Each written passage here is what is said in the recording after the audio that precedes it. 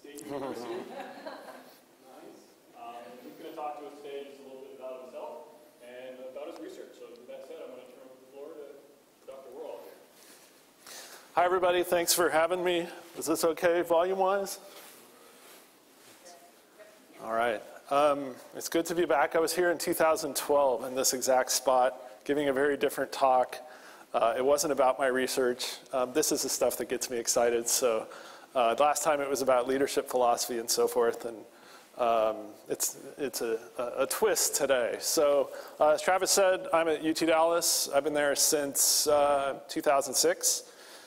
Directed the program, worn a few different hats over the years. No longer in university administration, but I also serve now as executive director for ACJS. Just about a year into that so far, and it's an interesting change of pace. I get to wear a business hat, really, and see an entirely different side of the academy in our conferences and membership and the ins and outs of the association. And today, interestingly, this is, I suppose, public knowledge because our board knows, but we just hired an assistant association manager who will eventually, assuming all goes well, replace our current association manager. She's starting today in the national office in Baltimore, and I'm here, and I had to send a note and say, I'm entirely off the grid today. If anything comes up, sorry, we'll deal with it tomorrow. So that's kind of in the back of my mind. This big change for us is happening sort of as we speak. So that's a little bit about me. I want to talk to you a bit about some recent research that I've been working on. This title is somewhat of a misnomer. This is a project that I'm actually working on right now that's very much in progress, but it's the result of a bunch of other projects and sort of a series of studies that I've been working on with police use of force and also shootings. As you know, if you're paying attention to the news at all, barely a day goes by that there's some notice of a police shooting, right? The big one up in Dallas today is the undercover officer who shot a man in his own apartment, unarmed, and it's just kind of a bizarre twist of events, and she's released on bond today. And then there's, if you look at the Washington Post data, I think 700 so far. As of today, police shootings so far in 2018. The vast majority of those, the suspect's armed or carrying a knife, something like that. But it's the unarmed suspect, especially unarmed minority suspect cases that really draw a lot of attention. So I'm going to take you back a little bit to kind of the start of this line of research that I've sort of pursued, and we'll wrap up talking about the project that's the title of this. So hopefully this font is okay. I'm not the world's foremost PowerPoint guru. I don't have all kinds of moving things and embedded videos and so forth. You kind of get the one-shot deal here. But the context, some of the history, and the reason for this research. There's been an interesting intersection of events in recent years that have prompted a bunch of scholars to look at this specific issue. It's kind of trendy. Ever since Ferguson, and it's all sort of all over the news frequently. There's a bunch of researchers who are really getting into this. Like David Klinger is pretty prominent. You may have seen him on the news. Certainly his research is out there. Justin Nix and a few others, even outside of criminology and criminal justice, are doing some good research in this area. So the context of all of this, you have these high-profile shooting incidents in recent years. So obviously Michael Brown in 2014 kind of kicked it off. One of the more controversial shootings in recent memory was Stephon Clark in Sacramento. You may have seen that. This is where officers had body cams, and they went into the guy's backyard and clearly, shot this guy even though he was unarmed. It was a little bit grainy and difficult to see if they were really at fault, but it was still pretty controversial and made headlines. And then since then, there's been a few others. I think like the most recent one in the Washington Post was a gentleman who was shot with a toy gun. A lot of people shot with toy guns or brandishing knives and so on. But I think Stephon Clark was probably the most recent, really high-profile, unarmed African-American suspect who was shot. So you have these high-profile incidents that are all over the news. You also have increasing availability of data. So public shooting data are being made available like never before. In Dallas, and now by legislative mandate in Texas, agencies have to report the police shooting data, and a lot of them go further than that. Dallas in particular has made a treasure trove of data public. So you can go to the Dallas Open Data Portal and find all kinds of data on use of force and shootings and arrests and calls for service and you name it. And this is a trend kind of nationwide, as a lot of agencies are doing that. So they're opening up their books and opening up their data, making it available, and there's a push for transparency. Obviously, one of the research areas is how do we count the incidence of shootings? There's all these wildly varying numbers. You know, if you look at the official stats, it's maybe 400 something per year on average, but if you look at the Washington Post, so far, like I said, it's about 700. If you look at some of the others like Fatal Encounters or The Guardian or some of these other crowdsourced efforts, you know, it's north of 1,000. And so there's push for like, share your data. We want to see exactly what's happening and gauge the extent of this problem, you know, its causes and correlates and so forth. So that's kind of part two of this. And then the third is this concern over implicit bias. When you have the white male police officer shooting the unarmed African-American suspect, variably questions of bias and implicit bias and so forth are brought to the front. Whether it's implicit bias or explicit bias or just bias, I mean, this is a whole other topic for conversation on how exactly do we define it. So the first simple question, and this is kind of the one that the media jumps on, is are minorities shot more often than whites?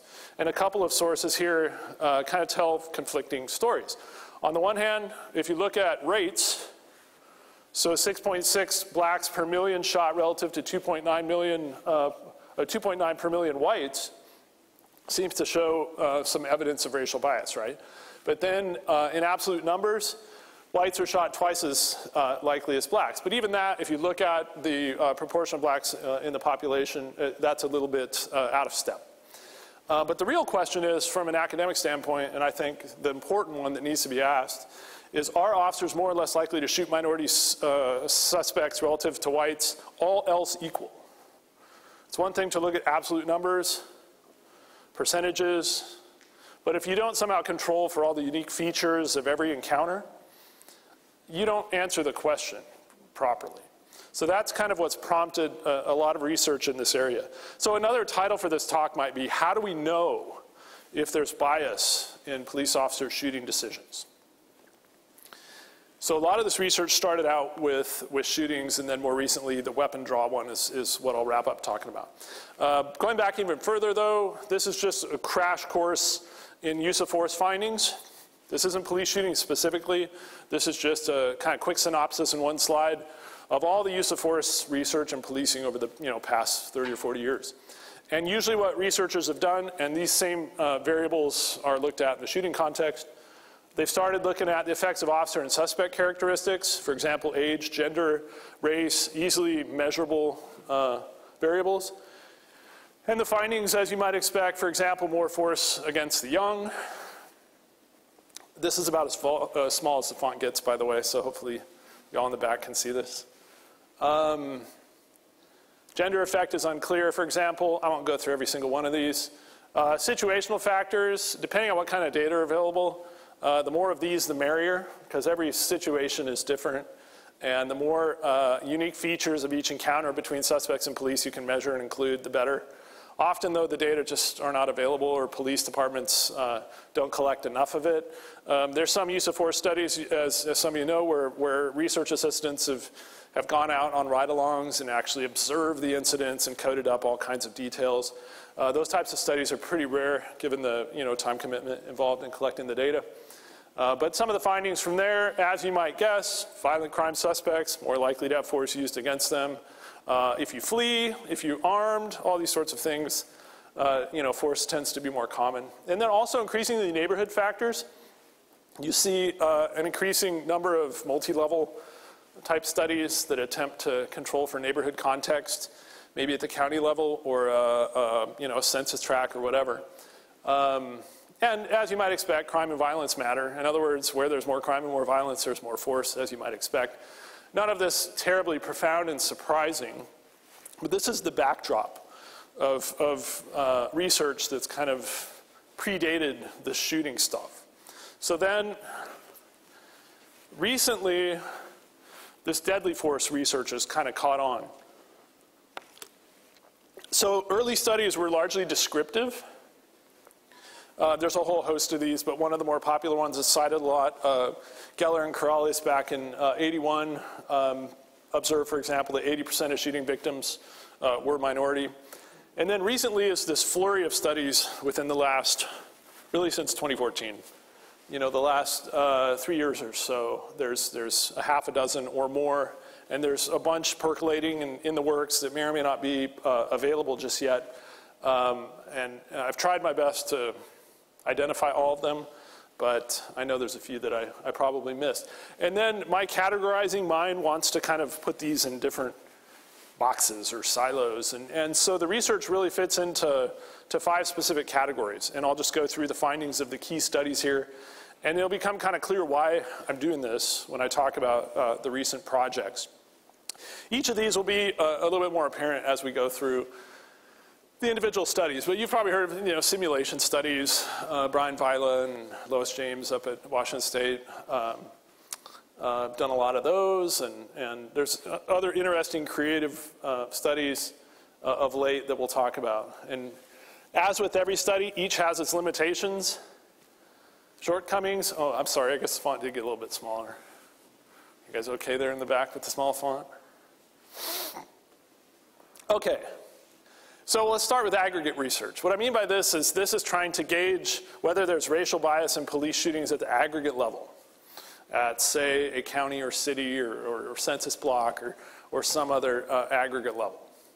And there's about 3 studies, 3 noteworthy studies that have really looked into this. Ross is the first one. This was back in 2015. This was in the journal PLOS One. This is a Bayesian analysis of bias in police shootings. I don't know the first thing about Bayesian analysis. Maybe some of you do. I'm not going to even attempt to go there and explain the intricacies of his design, but certain key features in the findings are easy enough to discern. This was a county level analysis. So it's essentially looking at the incidence of shootings at the county level in conjunction with demographics and so forth at the county level as well. So the outcome, he created what he called a relative risk of being shot by police. And the predictors were some of the usual things that you'll find in studies of this nature. For example, whether the suspect or the civilian, if it was not like a criminal case per se, was armed or unarmed. And in particular, the race and ethnicity of the suspect. And the findings suggest a certain amount of bias. If you can't read that first key finding, it's that significant bias in the killing of unarmed black Americans exists at the county level, at least according to his study. Even when you attempt to control for rival explanations, that bias appears to exist. And in particular, there's a quote there from the study that says the probability of being black, unarmed, and shot by the police is about 3.5 times the probability of being white, unarmed, and shot by the police. Klinger in 2016, this was a study that may be a little bit more familiar. This was in criminology and public policy, so it's made the rounds in our field a little bit more. Not everybody is reading, PLOS One. And he found something similar, but maybe not quite as bold of a statement. This was looking at data in St. Louis, and these were census blocks. So what he did was divide St. Louis into census blocks and tally up the incidence of shootings in each census block, and then attempt to predict that with a lot of the usual predictors that we see in studies of this nature. The key ones were firearm violence, a percent black, and then other census variables like income and college education level and so forth. And he found some evidence of bias. So under the first bullet there, you can see percent black significant in firearm violence models, but not in police shooting models. So in other words, if the shooting variable is the outcome, percent black didn't matter, but if firearm violence was the outcome, it was relevant, right? And then he says, and there's a quote, these results suggest that police use of deadly force is a function of serious crime, firearm violence in particular. Race does matter, but only insofar as it increases the level of firearm violence. So race matters to some extent, but it wasn't quite as bold of an assertion as Ross made. And there's one other aggregate study. This is a working paper. It's still, just checked the other day, still in working paper status on the Social Science Research Network. This was census designated places with populations over 100,000. And this used a lot of the data from the media and crowdsourced outlets like The Guardian. Or anybody been to these websites like The Guardian or Fatal Encounters? The Washington Post one is arguably the best and probably the most complete and verified. It's worth looking at if you haven't. There's all kinds of interesting graphics and information there. But so these authors used a kind of a combination of those data sets, some crowdsourced, and of course the Washington Post. And the outcome is a number of killings in each area. And then predictors, they developed several measures of group threat. And some of these are typical in studies of group threat theory. For example, proportion black, white unemployment rate, et cetera. And the results they found, there's a quote, black on white homicide rate is a significant predictor of officer involved shootings. And then minority representation mitigates group threat. So I mean, the moral of the story there is race matters to some extent, but there's no emphatic evidence from this study of racial bias in police shooting decisions. So those are the main aggregate research studies. And they're limited in the sense that they're aggregate. How much can you infer about individual behavior and one-on-one encounters and whether there's bias in that context from data that are measured at this high level? It's a shortcoming, right?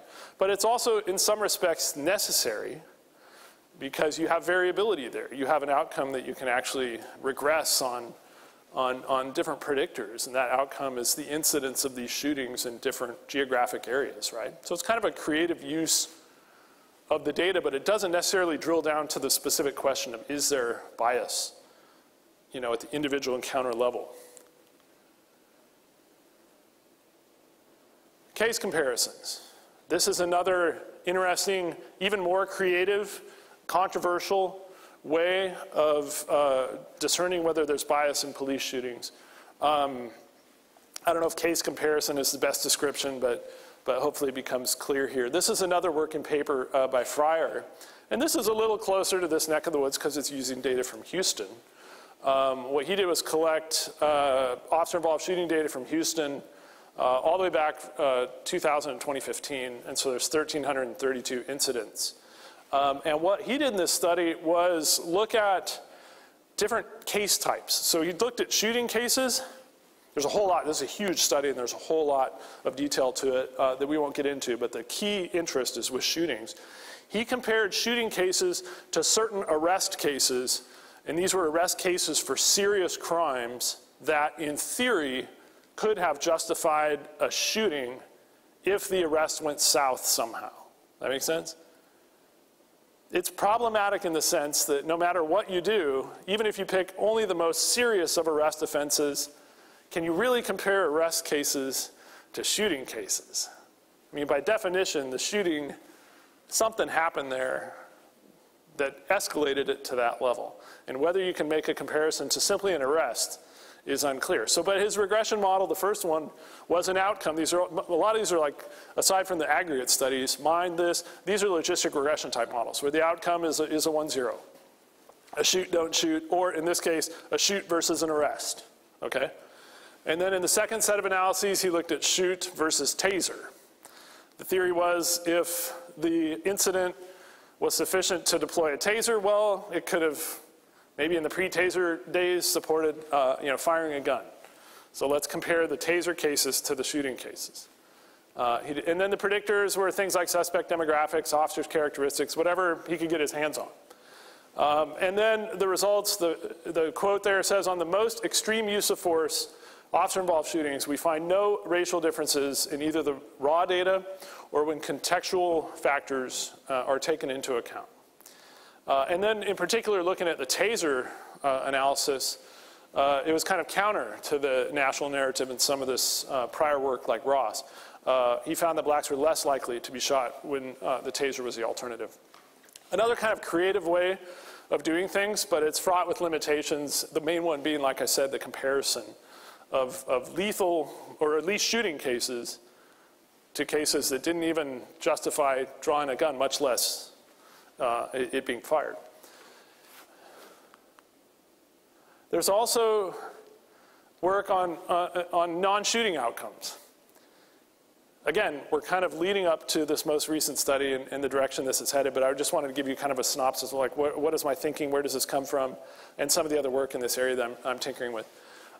So Nix, to his credit, came up with kind of a creative way to inquire whether there's bias in shooting decisions. He used Washington Post data. This is a study that was in Criminology and Public Policy. It's been pretty widely cited and got a lot of media traction. And his outcome is what he called threat perception failures. And there were two of those. One of them is whether the civilian was not attacking the officer or other civilians just before being shot. This way you can have an interesting 1-0 outcome, right? Was the civilian attacking? So all he's doing is looking at shooting cases, but was the civilian attacking or not, as one outcome? And then secondly, whether the civilian was unarmed when fatally shot. So this is a creative way of looking at this issue of bias, implicit bias, whatever you want to call it, but it's shooting data.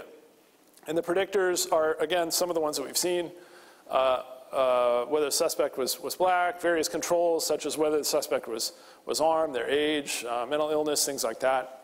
And the key finding, I think, is the last set of bullets there under predicting whether the victim was unarmed, because these are the types of shooting cases that seem to draw attention.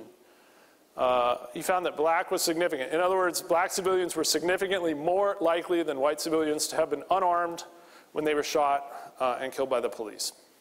Other race was not significant. Another category, like I mentioned, is simulations. So simulations have evolved from the really crude computer screen with a button, shoot, or, and officers are kind of presented with these video scenarios, and now it's moved into these elaborate virtual reality types, laboratory arrangements, and James Vila up at Washington State. Vila's retired now, I think, but this, I don't know to what extent their SHOT lab, it's a great acronym, by the way, the Simulated Hazardous Operational Tasks Lab, the SHOT lab. They had these elaborate simulations and sought to determine whether officers were more or less, trigger happy with minorities or what have you. And there's a few key findings from their studies, and there's a bunch of them, but this one in 2016, also in Criminology and Public Policy, is arguably one of the more sophisticated to date, and the more recent of the simulation studies that they and others, have done. So they found, for example, officers took longer to shoot armed black suspects than armed white suspects, kind of counter to the bias narrative. Officers were less likely to shoot unarmed black suspects than unarmed white suspects. And then the IAT, that's the implicit association test. Interesting test, by the way. You can get online and take that and see what your own implicit biases are. They found that those scores, when they controlled for those, were irrelevant in the shooting decision. And then this kind of led to some criticism. This sort of an editorial in 2017 in Criminology and Public Policy took them to task. And this is one of the few papers published in Criminology and Public Policy that isn't part of the typical introductory essay, research article, and then a couple policy reaction essays. It's very unusual for CPP to publish just a standalone editorial, but they did, and this was addressed specifically at the James and Vila 2016 study. And there was a variety of critiques that they leveled, but this one is most telling, and it's really kind of finding fault in simulation studies. Accepting such findings as indicators of lived experience may have dangerous consequences, right? So in other words, simulations are simulations. And no matter how advanced and sophisticated the simulation is, it's still going to be a simulation. It's still not going to be real, right? So that's another limitation in getting at this question of bias. And then last, in my little categorization scheme, there's a handful of studies that really look at real-world samples of specific encounters. Ridgway in 2016, and this was in, I forget the name of the journal, It wasn't a criminology and criminal justice journal. Did an interesting matched case control study. What he did was match shooting and non-shooting officers in the same incidents. And then look at, so you're predicting essentially shoot versus non-shoot, right? So at various encounters where there were multiple officers, he was able to do this analysis. If it was just one officer, obviously they couldn't be included. This was NYPD data. So there's a total of 106 incidents and 291 officers. And the outcome, again, is shoot, don't shoot.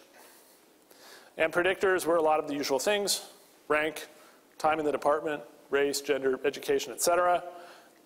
And he found that black officers had more than 3 times greater odds of shooting than white officers.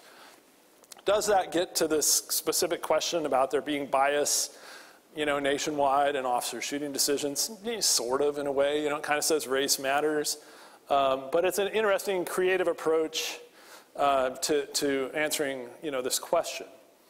And so this is, one day I was sitting in a boring meeting, I think it was, daydreaming about research projects, and all of a sudden this idea popped into my head. And it's because I had seen in Dallas that they make data available that could support a proper comparison of shooting and non-shooting cases. And let me talk about kind of what ushered this in. So of all these prior studies, there's really 2 main limitations. The first one, as we just talked about, simulations are problematic. They're valuable and part of training and so forth. They're not going away. But there's only so much you can do in a lab to approximate, lived experience. But then every single one of these other studies don't include proper don't shoot controls. Sort of. There was interesting comparisons, like Nix had the outcome being armed versus unarmed. It's kind of turning things around a little bit. Instead of using that as a predictor in a shooting model, it's the outcome, and you can kind of get at the race question. But part of the problem is there's a whole bunch of times guns are drawn and not fired. And how do we get data on those and include those in some kind of an analysis? Well, interestingly, Dallas and a number of other departments, but Dallas does this by policy. It requires officers to report when they draw their guns and don't fire them. And then, so that's part of the use of force reports. And then you can get all kinds of data pertaining to the incident and the officers and the suspects and so forth. And this is the little light bulb that popped into my head when I was sitting in my boring meeting one day. It's like, aha, we can compare the gun draw cases in Dallas to the shooting data. And nobody had done this. And so that led to 2 studies with Andy Wheeler, who's one of my colleagues, and a couple of others. The 2018 one I'll go through first. This just came out in Crime and Delinquency. And then the other one was backdated, even though they were both done about the same time. Justice Research and Policy? JRP, JPR, I can never get it straight. So this is the first study that then kind of ushered in this next one on the gun draw. You can kind of see where my idea for the current study that I'll wrap up with today is coming from, because we have this wealth of data on gun draws versus other types of force. What can we do with that? There's all kinds of wonderful data there. And there's far more of them. The guns are drawn way more than they're fired. And so it affords a lot of opportunities to study bias and use of force. So what I did and my colleagues did is we used Dallas data. We compared essentially the OIS database, and these are available online, the Officer Involved Shootings database. For various reasons that I won't get into, we drew data from 2010, and this wrapped up toward the end of 2015. And then from the use of force database, it overlapped, not perfectly, due to a policy change and the way that they collected and maintained the data. It's not a perfect match time-wise. But we randomly drew 200 cases, specifically of incidents where the gun was drawn and not fired. And that essentially became our outcome. We were also able to get some personnel data, including education and officers' complaint histories. And this was an officer-level study. So the units of analysis in this study were officers. And then in the Wheeler study, the next one, the unit of analysis was an incident. So they're both kind of different sides of the same coin, I guess. So the outcome here was shoot, don't shoot. And a lot of the usual predictors, such as suspect and officer race, various officer controls. We also had some incident controls, and in order to accommodate that, we did an adjustment to the standard errors in STATA, the simple clustering thing, where we clustered each observation by incident. And the finding was pretty surprising. There's other interesting findings. For example, the complaint history was positive and significant. The various controls, everything behaved like you would expect it to. But the surprising one pertaining to this bias inquiry is that black suspects were approximately 1/3 as likely as whites to be shot. 1/3. So that's what that study did. And then those findings were somewhat echoed in the sister companion study that Andy was lead author on. Slightly different samples here. We just each led the charge on these and did our own kind of thing. And he drew a larger comparison of gun draw cases. In fact, I think he included all of them, if memory serves. And this was, again, an incident level study. So each unit of analysis was an incident. Similar outcome, shoot, don't shoot. And a number of predictors, including contextual variables. What he did was add a multi-level component to it and controlled for a number of demographic characteristics at the census block level, and essentially found the same thing. Maybe not quite as strong of an effect as in the former study, but the finding was that black suspects were approximately half as likely as whites to be shot. And these studies gained a little bit of traction and got some media attention, and I've had some interesting feedback from the law enforcement side saying, like, thank you, finally, something that tells us what we know and runs counter to this national narrative of officers being biased and so forth. And I said, we're not trying to suck up, or, this is just what the data show. Again, they're not perfect, though. There are limitations to these studies. And one of those limitations is what ushered in the study that I'll go through here shortly. But here's the limitations of both of these prior studies, the 2018 and 2017 one. And there's other limitations I'm sure that I'm not thinking about. You know how it is. We can't do our research without talking about our limitations and our shortcomings. So one of them is policy compliance. So in Dallas, policy requires that you report if you drew your gun and didn't fire it. Do all officers follow that policy? Do I have any way of knowing that? No. I have to believe that they do. But there's no real firm approach to auditing the accuracy of those reports. Supervisors aren't staring over their shoulders at every turn. So it's possible that some guns were drawn and not fired and not reported. We have to live with that. Also, and this is the case with any study in this area, there's limited data. It's limited to what the department feels the need to collect. And unless I'm out there observing every single encounter and taking copious notes, we're limited to the data on hand. And there's a good number of variables that we can include, but a lot of them are imperfect, and they don't get to the specific details necessarily of each incident. Certainly some encounter characteristics are overlooked or not measured, and those could potentially be responsible for the finding here. And then the fundamental limitation, I think, is that even though the weapon is drawn and not fired, is that really comparable to the gun being fired? We can't know that for sure. To me, it's better than comparing it to an arrest case or to a taser case. Presumably, if you're drawing your gun, you're prepared to pull the trigger, but surely there's, a lot of times where that's done, and for whatever reason, those cases are fundamentally different than the shooting cases.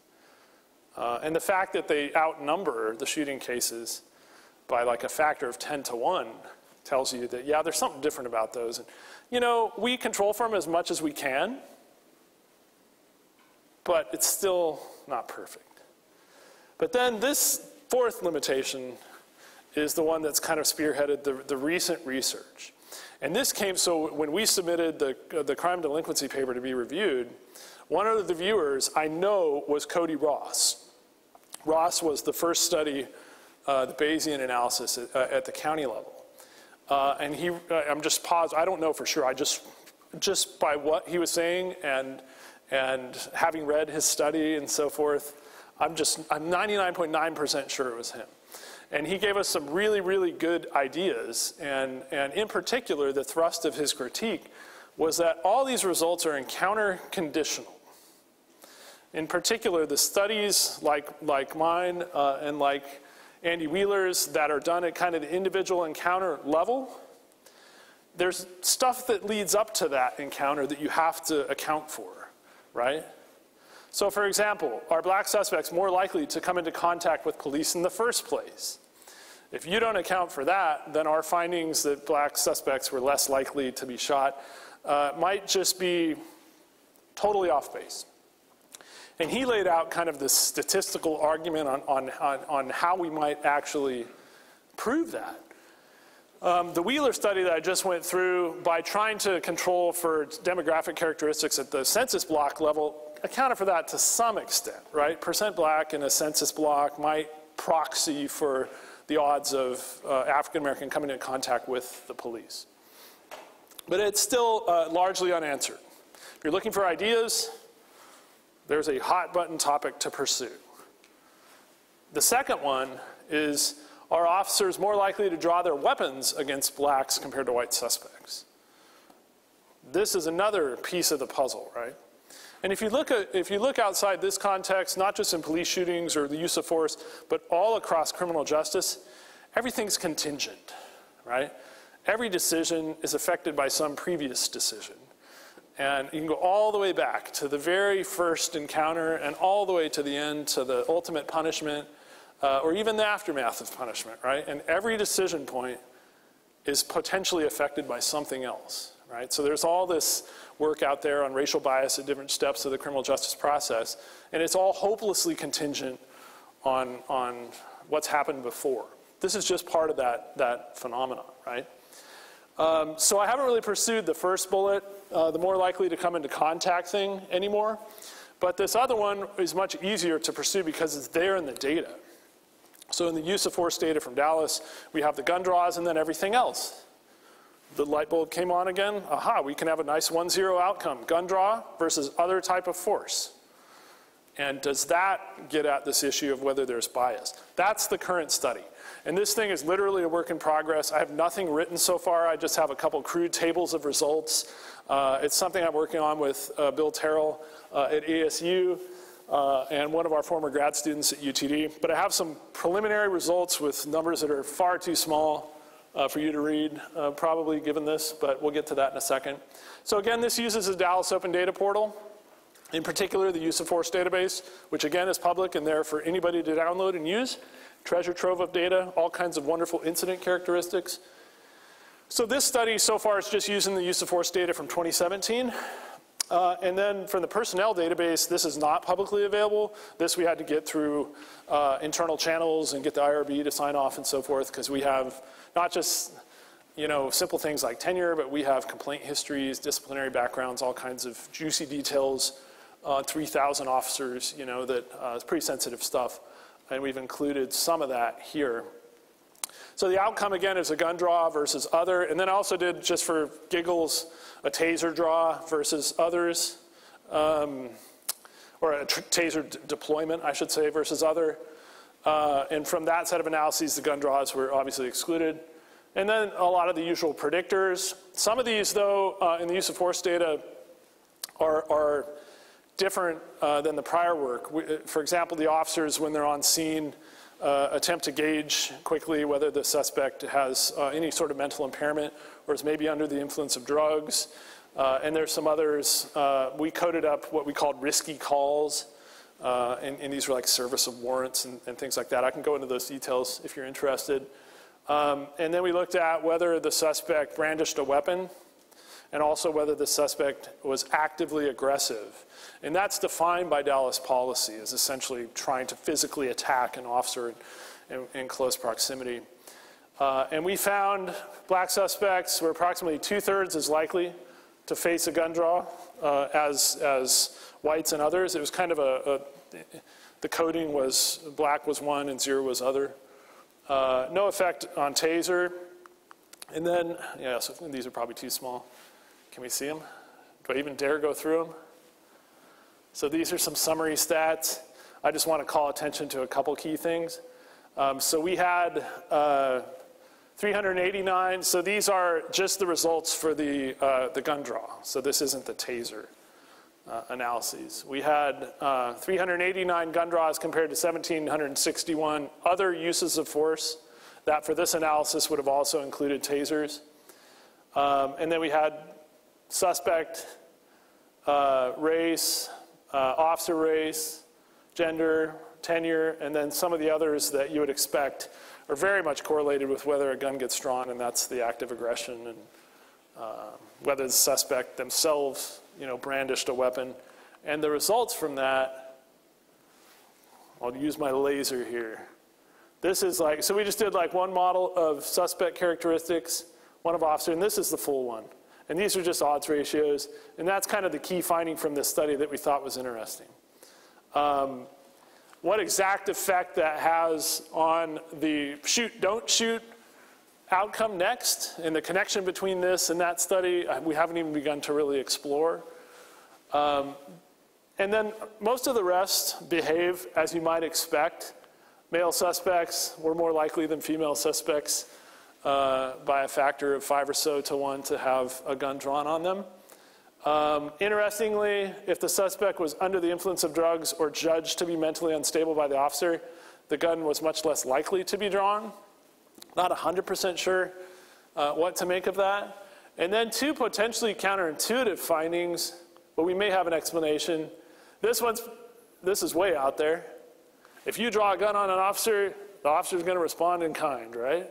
54 times more likely to have a gun drawn on you if you draw a gun. No brainer, right? But then active aggression, it's less than 1. Why is that? I'm curious to hear possible explanations for that when we have Q&A here in a second.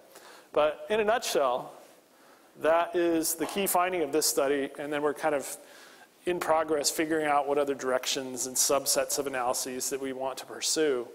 But it's not, at least at this level, apparent that there's racial bias, not in the shoot, don't shoot context, and not in the weapon draw context. Now, getting back to the point of more likely to come into contact with police in the first place, that's the one that's still really underdeveloped, and it's also methodologically complicated, and can you get the right kind of data? If you can, kudos. I recommend pursuing that. Maybe I will to some extent down the road. But that's it in a nutshell for that study. I wanted to kind of digress a little bit from the title, just to show you the backdrop and kind of a couple of the other papers and sort of what my mind is thinking now and where things might be headed. That's all I have. I'm happy to take questions if you all have them. Thank you. Is that about the right time, 40 minutes or so? Questions? I'll throw a question out there too. If you're not, I want somebody to try and explain that weird finding though about being less likely. Yeah. If you draw your sight up, right, and then your hands are full, and you can't, like all my options, like a bunch of my options are gone, right? I can't grab you, I can't strike you, I can't go for my taser, I can't grab my gun, I've got my gun in my hand, right? Yeah. And so if you don't have a weapon and you're aggressive, maybe you want to kind of go for my use of force options. I grab the gun, like, right. either I shoot you or I spear you or... Yeah, so like if the suspect's actively aggressive in close proximity, wrestling with you or fighting or whatever, yeah, the odds of you being able to draw your gun are reduced. Now, will reviewers buy that argument? That's what I want to see. Any other explanation? Oh, I like that explanation. I mean, it makes sense to me, definitely. Could it be the kind of use of force continuum that Dallas PD employs? Instead of a linear model, pretty much using a non-linear de-escalation technique to, even if they are being actively aggressive, not ramp it up to that next deadly force. It could be, yeah. And that's something that I admit I'm not familiar enough with what their policy requires as far as escalation. That would be something worth checking out. Yeah, it's a good idea. Other questions? Oh, yeah, go ahead. How closely was that variable related to the alcohol or mental illness? Okay. Yeah, I'll go back here. So it was these are the key findings for mentally unstable and under the influence of drugs. And mind you, these are not objective measures. These are like the officer's impression on the scene that is then entered into the use of force report. So they're not necessarily accurate. And how you discern one from the other or both present, it's entirely possible. But this is the thing with this kind of research, is we're limited to the data on hand and the relatively crude boxes, you know, they have to check when they submit the force report. But the gun being drawn was like 1/5 as likely in those types of incidents. Is that getting at the question that you're? No, I was wondering about the suspect was acting aggressive, and the officers were less likely to draw their guns, right? Yes. So is that variable, the suspect acting aggressive, related to being under the influence or having a mental illness? Good question. I don't know the answer. Maybe an interaction type effect we could explore, or some subset of analyses with one of those as the outcome. Yeah, haven't really gone there. This is just, it's the way that I work, and I assume others of you do too, is you get the data together and you get it nice and tidy, and then you create your variables, and then you run your models, and then what I do is I do it kind of backwards, I guess. I run the models, see what I find, create my tables, and then write the paper, right? And this is so this is way in the early stage of just brainstorming and throwing some variables in the model and seeing what happens. So yeah, things like that definitely are worth exploring, and would add some kind of depth and perspective to it, I think, yeah. Hi, I have a question about how race and ethnicity was captured. Are you able to parse out Latinos from those racial categories? So, in other words, when you say white, is that definitely non-Latino? Yeah, so the categories, I wrote this down in anticipation of such questions. The specific categories in the use of force reports are not, unfortunately, as detailed as we might hope. It's basically black, Hispanic, and as judged by the officer, and then there's an other category. We took others and lumped them into one category. This was Asian, and just because numbers were too small. So yeah, the detail is wanting to some extent. And so I guess I imagine the way that race and ethnicity is captured across these different data sets varies tremendously. Yeah, yeah. And then in some of those simulation studies, I'm just curious if you're aware of any that consider skin tone and skin color when looking at threat and making those decisions in simulation. Yeah, I honestly don't know in the simulation context. I haven't delved into those enough to see. But yeah, what you're addressing is a legitimate critique of a lot of this kind of research. And it's the sacrifice we make availing of ourselves of the public data, right? I mean, officers are bogged down enough as it is with paperwork, and the reports that they have to complete are tedious as it is. And it would be nice to get to that level of detail and other incident characteristics and so forth, but those demands, and whether even if they were asked to do that, can they accurately account for things like skin tone or other nuances of each incident? It's tough. So this is the number one frustration with this research is like, why can't we have that variable for this analysis? Or we have it for the shootings, but we don't have it for use of force, or vice versa. Yeah. So these models compare black suspects to all other Correct. suspects? Yeah, yeah. So non-black, including It's- like black. Right. Have you tried models that look at people of color as captured by Hispanic and black against white? I don't think that I coded one up like that just yet, but it's worth exploring. Yeah. This may be a function of Hispanic individuals. Yeah. No, that's a good point. Based on, and I'm not a race scholar or a use of force scholar, but based on the literature review that you presented, am I safe to say that your findings run counter to most research out there? Well, more counter to the national narrative. And I think that the reason that I've concentrated primarily on black relative to other is simply because that's the national narrative, right? That unarmed African-American suspects are getting shot disproportionately relative to whites by white police officers. And that's kind of the reason that we focused on that particular variable.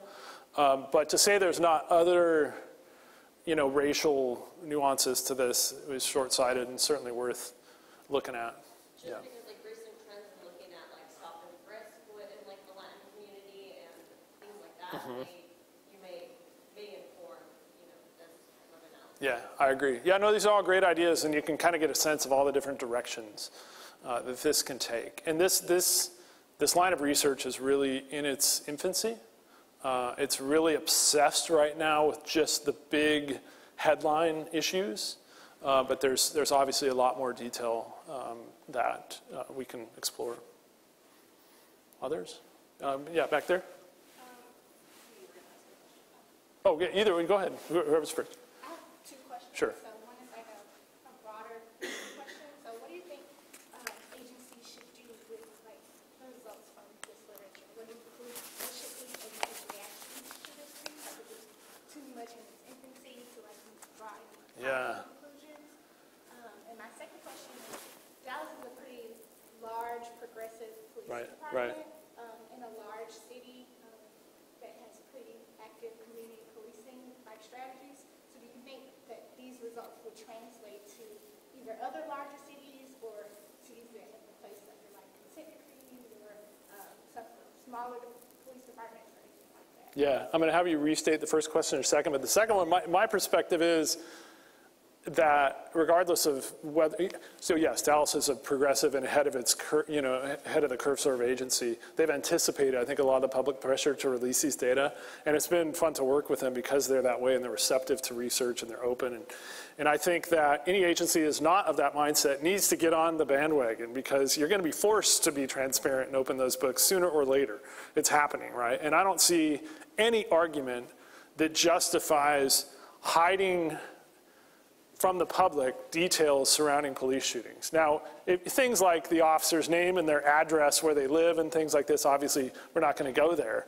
But to be as open and transparent with the data and the reporting and how these incidents unfold, it's a no-brainer from my perspective. There's nothing to be gained from hiding. It only fuels that sort of sentiment that the police undercount, shootings, or they hide the data. That's why the Washington Post shows twice as many as the officers report themselves.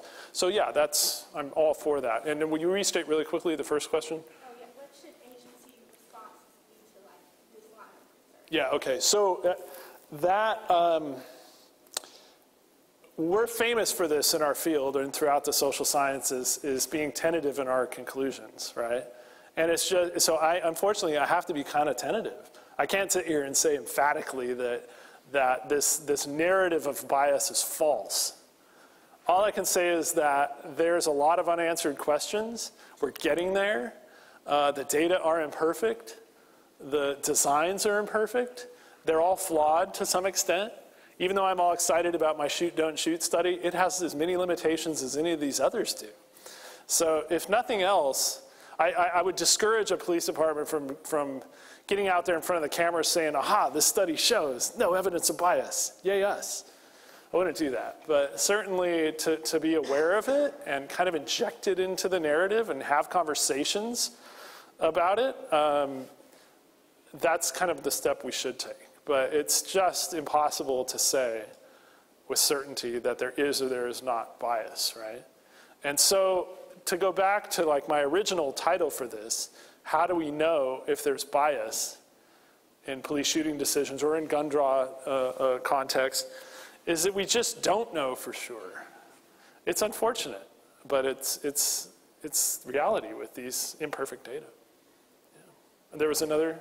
Yeah, I have another data question. So you said that suspect under the influence or mental instability was coded from the officer's perceptions. Right. Was suspect weapon display the same? Yes, yeah. They thought they were holding a weapon, not they were actually. From the officer's perspective, they were brandishing a weapon. Now, whether they were pointing it at the officer, whether they were holding it at their side, whether it was real or fake, all of that is just crudely assessed from the officer's recollection of the event. There's no attempt to really validate that after the fact. I would assume, though, by the time that the individual is apprehended and the report gets filled out later, that they're going to find a gun. Well, yeah, it's probably more accurate than not, but it's still it's limited in the sense that these are officers' split-second assessments. Yeah. Other questions? Thoughts? Yeah. In absence of BJS data, and while many departments are still opening data portals for their own use of force, how do scholars and reviewers receive using crowdsourced databases like the Washington Post, Fatal Encounters, and when you're going to try to get a manuscript published, how do you overcome some of those criticisms? Yeah, so one other little study that I did with a couple of our grad students was an attempt to validate crowdsourced data against official data. And so the short answer would be to cite that line of research. What we did was we assumed that Dallas accurately recorded its shootings. And it's required to do so by law now. And to make to make it publicly available. And then what we did was compare a block of those against similar cases from like The Guardian, Fatal Encounters, Washington Post. There's 3 or 4 of them. And by and large, the overlap was I mean, the really nitty-gritty details of like the exact address, are sometimes off. But the demographics, like was this a white officer and a black suspect, or it was almost perfectly correlated across data sets. So that's a budding area of research. And I've reviewed a couple of studies recently too that attempt to do that, that attempt to try to validate one against the other. But yeah, it's kind of a budding area. It's another avenue to pursue. Yes? A question unrelated to your research. Could you talk about your approach to mentoring PhD students? Yeah. So how many of you are PhD students? All right, so the masters, how many masters? All right, so we got an even mix. Okay. I'll tell you my number one, this is the quick answer, is don't come to me and say, hey, do you have any projects that I can help you with? That just makes me I want you to come to me with ideas, right? So I view my role of mentoring as nurturing ideas and kind of bringing those along. Like you might come to me with some sort of pie in the sky idea, and I have to burst your bubble and say, sorry, that's great, but the data just don't exist. It's my responsibility, I think, to kind of nurture those ideas along and help you get a research project developed and completed in as short a time as possible. So I'm a secondary data person, if you haven't guessed. I am not the number one fan of the lengthy, involved qualitative study that takes 3 or 4 years, and you want to get out of the program at some point and get gainfully employed. So I'm going to steer you towards data that are out there. I have a lot of students who come to me and want to develop surveys and administer those, and I've done a lot of that over the years, and almost all of them have been train wrecks in some form or another. So I steer you as much as possible toward the data that are available. So getting to that question, it's really nurturing and helping you all develop and hone your ideas and do something that's possible and realistic in a relatively short time frame. And it doesn't necessarily have to be related to policing. I'm something of a generalist. I've done work all across the spectrum of criminal justice policy and even into the theory world. I think that I can help sort of nurture and sort of, hone and refine those ideas. And that's the fun part. That's what I like doing. It's fun to sit and have those, those conversations, and then ideas sort of respond, from. So the best example, real quick, was one of our PhD students. He's graduated now, Zach Powell. He came to me with an idea to do a study on police consent decrees, because this was back before Trump was elected. And they were really popular in the news and so forth. And he had this idea of, I want to do something with consent decrees. And then I had this sort of vision for like how we might assemble a data set of consent decrees. Because you only have like 20 some odd agencies that have consent decrees. How do you do some kind of sophisticated analysis with this? And then having done panel data analyses in the past, I thought, hey, what if we introduce a time dimension and look at the pre and post periods, with decrees, and all of a sudden we had, and then get some comparison cities in there, and voila, we had this, sample of 500 or something, yearly observations, and we were able to kind of code up consent. It was kind of his idea. It wasn't even on my radar at all, but he wanted to kind of answer the question, hey, do these things work? And then bringing sort of my background with that sort of technique to bear on it, we had a great project, and it got him a really great publication out of it. So just those conversations, really. Long answer, I guess. Other questions, comments? Well, thank you all. I appreciate the time. It's good to be here.